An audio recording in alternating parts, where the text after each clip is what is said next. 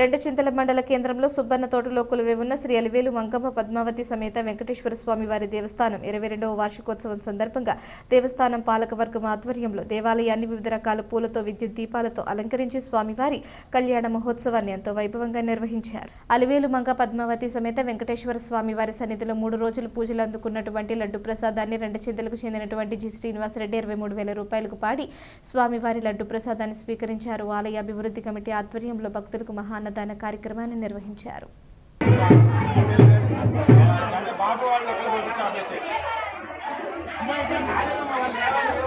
ఆ యొక్క శ్రీ వెంకటేశ్వర స్వామి వారు అష్టైశ్వర్య భోగభాగ్యాలతోటి చల్లగా చూసి అష్టైశ్వర్య భోగభాగ్యాలతోటి తొలతూగాలని ఆ స్వామి వారిని ప్రార్థిస్తున్నాం.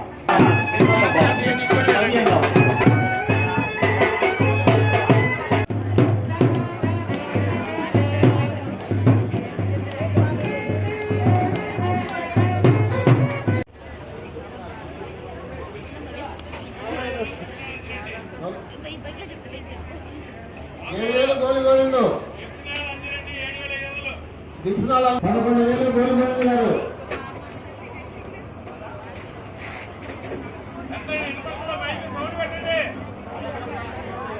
11,000 గోవిందు గారు 12,000 శ్రీనివాస గారు 12